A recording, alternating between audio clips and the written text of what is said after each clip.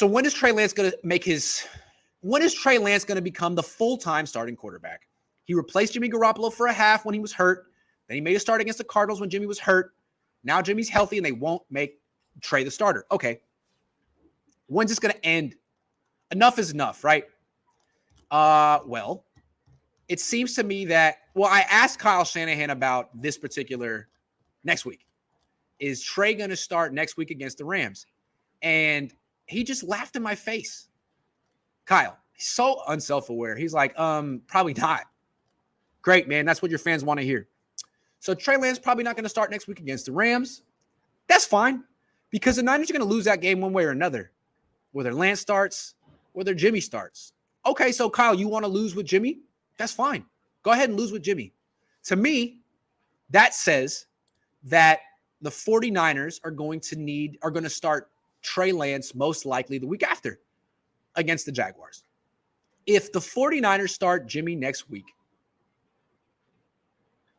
they'll lose, and they'll be 3-6. How do you start him after that? If they're 3-6, they would need to go 7-1 down the stretch to make the playoffs. That's not going to happen. How much time are you going to waste with Jimmy Garoppolo?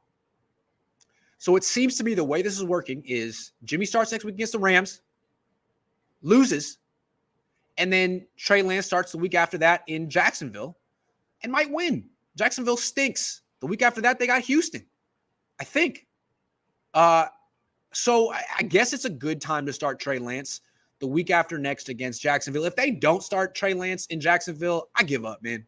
I just give up. I mean, I'm already firing Kyle Shanahan, but at 3-6, you're not going to make the change? I don't care whose fault it is. The season's over at 3-6. Go to Trey Lance. The only reason for anyone to watch any 49er games from this point on is Lance. Not because he's going to win, but because he represents the future.